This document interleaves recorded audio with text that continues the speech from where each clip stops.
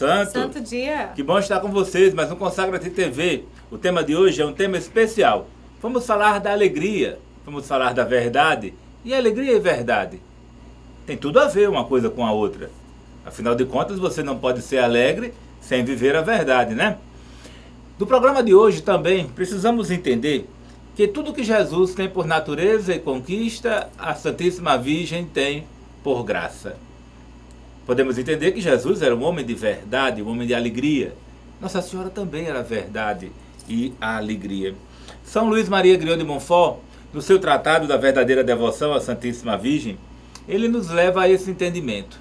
Se Jesus é o nosso rei por natureza e conquista, Nossa Senhora é nossa rainha por natureza e conquista.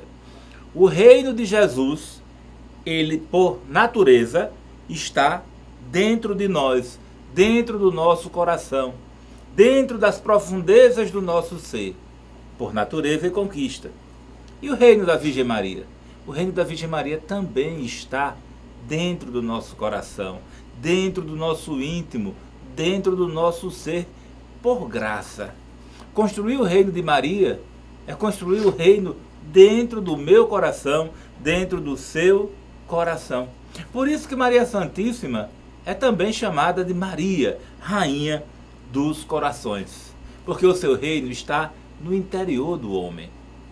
Claro, as práticas exteriores, as práticas devocionais, são importantes expressarmos esse amor à Nossa Senhora com procissões, com flores, com coroações, mas o reino dela tem que se fazer no seu íntimo, dentro do seu coração. Então, Mara, quem ama Jesus só faz aquilo que Jesus quer?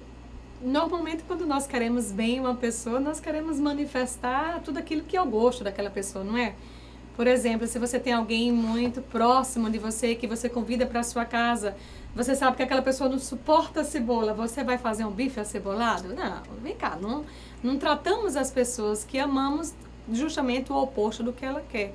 Então, nosso Senhor, Ele mesmo vem nos dizer, eu sou o caminho, a verdade e a vida. Então, se amamos nosso Senhor, nós temos que acolher os preceitos dele. Eu não posso amar apenas alguns tópicos da vida de nosso Senhor. Eu tenho que acolher todos os preceitos, todos aquilo que ele coloca como mandamento. Meu irmão, a mentira, que é o oposto da verdade, mancha, denigre, faz mal para o homem. Então, como é que nós vamos mentir? Ou seja, não vamos estar na verdade e vamos pensar que isso agrada a Deus. Claro que não agrada a Deus. Deus quer todos os seus filhos no céu. E muitas pessoas que começam e justificam, mas foi apenas uma mentirinha. De mentirinha em mentirinha, isso tem enchido o inferno, sabia? Então que possamos cada vez mais perceber o que é que nós estamos fazendo. Mas a mentira é um pecado que hoje agride muito a humanidade. Talvez mais do que a luxúria, talvez do que muitos outros. Por quê? Porque passou a ser cotidiano. Hoje nós ligamos a televisão e escutamos alguém falar, dizer uma coisa, a gente faz. Será que isso é verdade? Será que não é um engano? Será que não é uma falsidade? Será que não é mais uma maracutaia? Por quê? Porque a mentira está normal. Você pode até não saber qual é o dia que se comemora a Imaculada Conceição, o dia daquela que é sem mancha, mas talvez você saiba que dia 1º de abril é o dia da mentira. Então a mentira tem tomado muito espaço. Então, se nós amamos a Deus, nós temos que trabalhar pela verdade. Nós temos que ensinar os nossos filhos a verdade. Às vezes a gente pergunta uma coisa, você fez isso, não fez? E você escuta uma resposta, mas será que aquilo foi verdade ou foi mentira? E sabe de quem muitas vezes é a culpa dos nossos filhos não estarem dizendo a verdade? De nós mesmos, que às vezes ensinamos com o nosso exemplo aquilo que é mentira. Por exemplo, talvez você já faltou um dia de emprego, ligou para o seu patrão dizendo que ia fazer uma coisa, na verdade você não estava afim de trabalhar. Será que seu filho não aprendeu? Seu neto não aprendeu? E será que ele não vai fazer parte da vida dele a palavra verdade?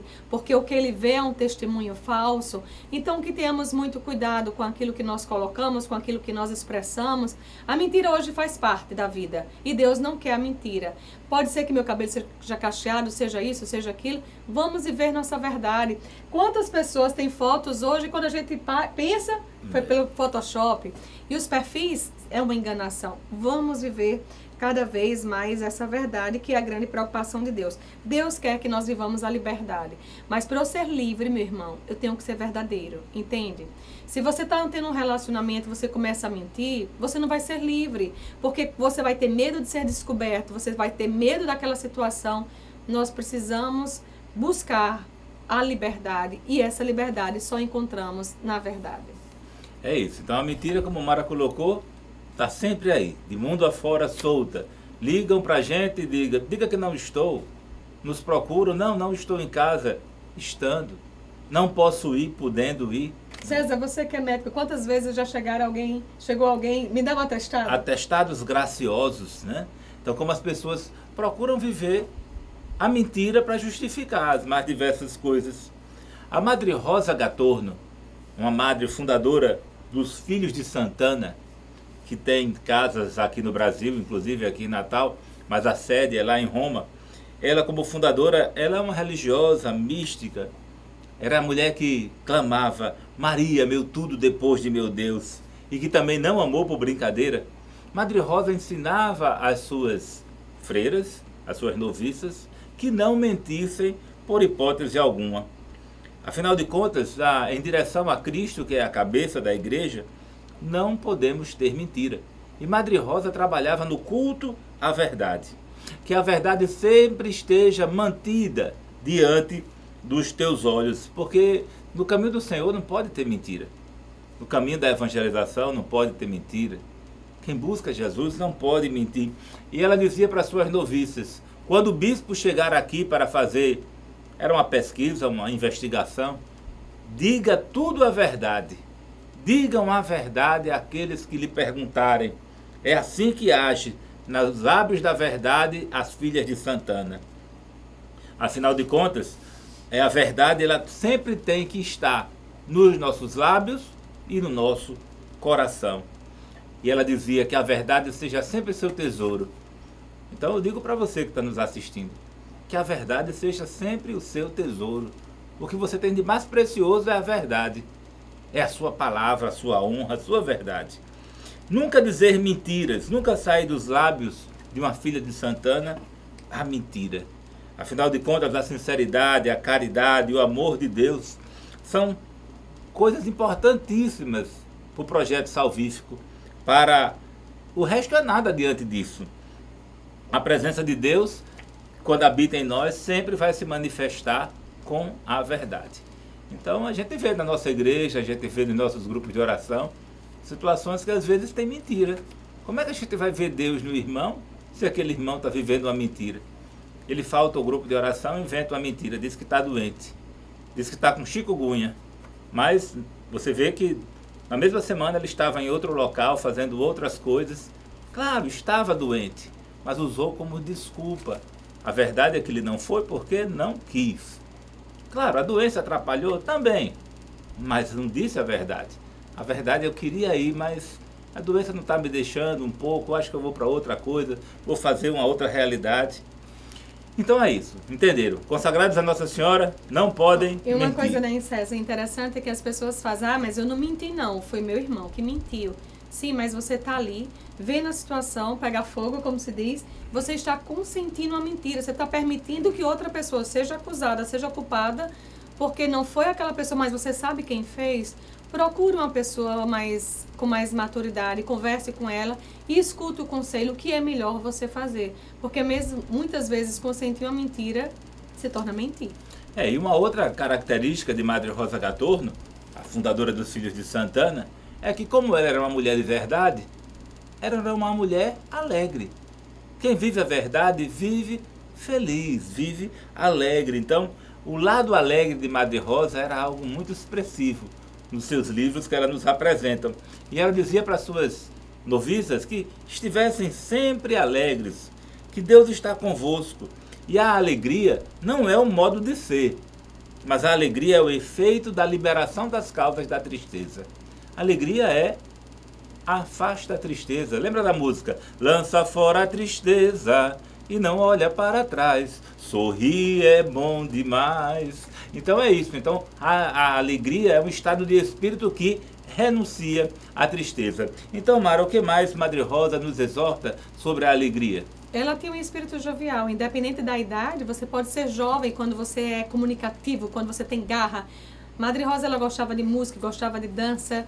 A Madre Rosa gostava de tantas coisas que fazia com que ela fosse cada vez mais uma pessoa sociável. Diz que ela foi da escola de São Francisco de Sales e aprendeu essa alegria, e essa alegria transbordava. Como você diz, ela ensinava as suas noviças e dizia assim: olha, se comporta como a tua madre, seja como a tua madre está sempre bem, independente das situações que ocorram. É mesmo que existissem problemas sérios, coisas Não, a se resolver, né? Quantas situações difíceis, quanto desprezo Madre Rosa levou, sentiu, mas ela estava bem. Por quê? Porque ela tinha uma paz interior. Meu irmão, a pobreza pode afetar a sua alimentação, pode afetar a sua educação, mas ela não tem poder de atacar a sua paz. Então, Madre Rosa não é que não tenha passado por dificuldades, não. E inúmeras dificuldades ela passou, mas ela sempre estava na paz. Ela sempre estava resignada.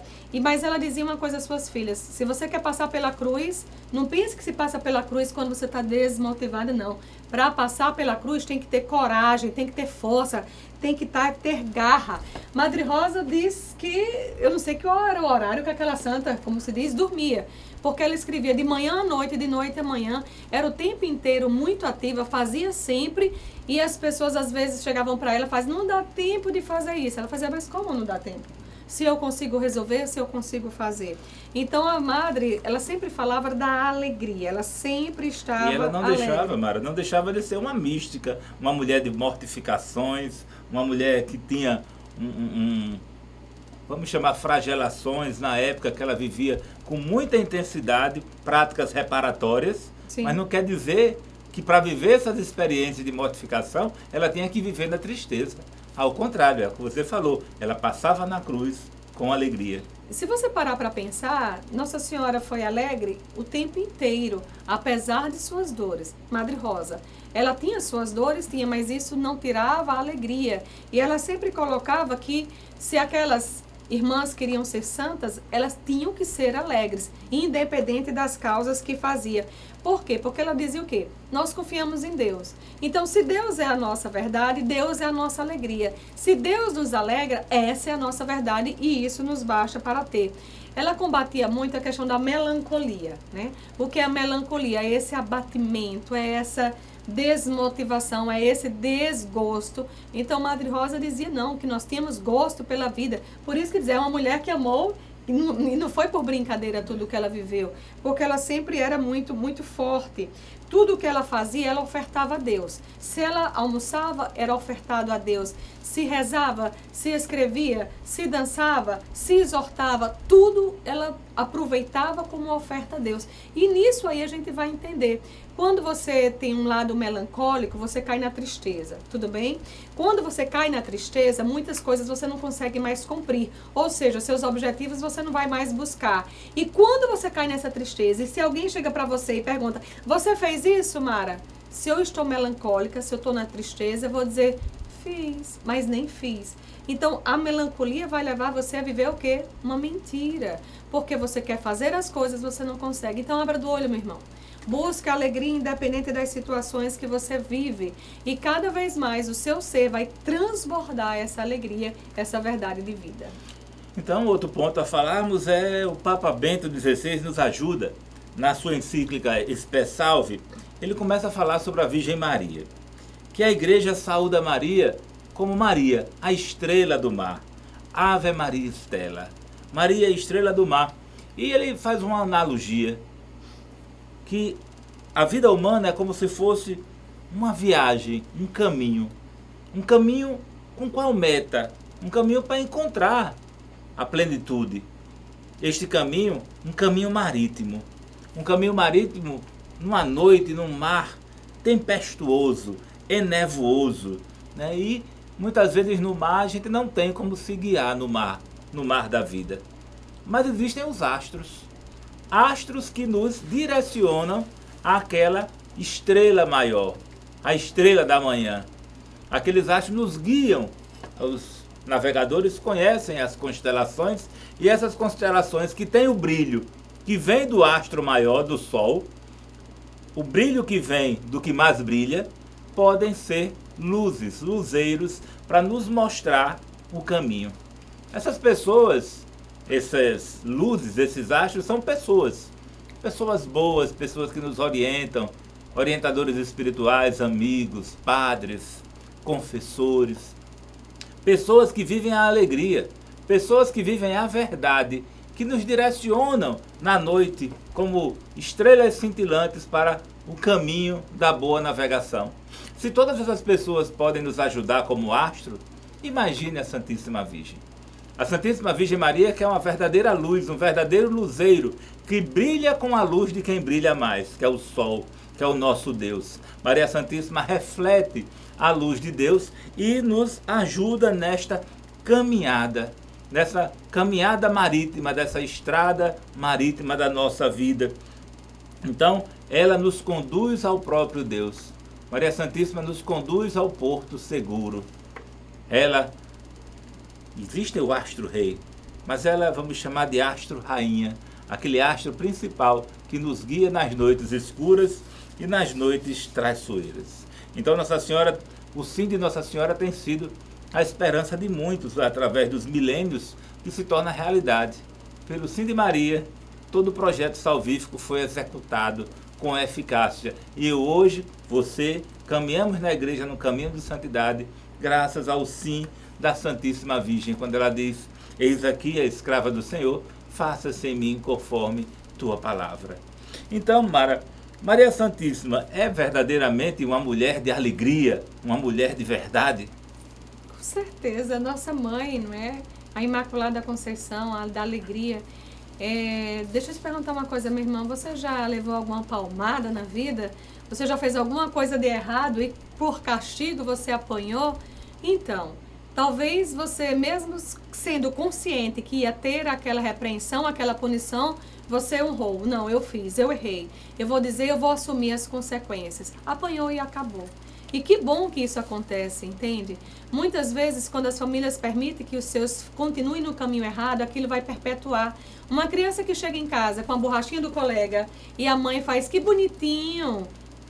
Devia ter dado uma palmadinha, ter mandado devolver, porque ele iria aprender. Talvez essa mãe hoje não estivesse passando pelos dissabores de visitar seu filho numa penitenciária. A Virgem Maria é uma mãe, tá certo? É uma mãe que nos exorta. A Virgem Maria olha para nós e vai fazer e querer que nossa vida seja conforme a vida dela, uma vida na verdade. Quantas vezes eu já fiz uma coisa que sutilmente eu escutei a Virgem Maria dizendo assim: essa não era a melhor forma. A Virgem Maria corrige porque ela quer nos encaminhar para a verdade. Mas Nossa Senhora, ela teve um grande risco, não era de levar uma palmada, não. Era de levar pedradas, porque quando uma mulher aparecia grávida, não é, naquele tempo, era apedrejada, porque não tinha cometido um adultério, digamos assim.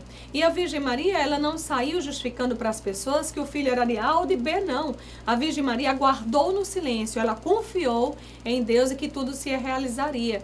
Então nós vemos, através das Sagradas Escrituras, da tradição, que a Virgem Maria foi uma mulher verdadeira. Ela entendia que tinha que ser apresentada no templo, ela foi, ergueu-se, passou por aqueles tantos degraus, porque ela era a verdade. A Virgem Maria diz que quando ela estava fugindo, não é?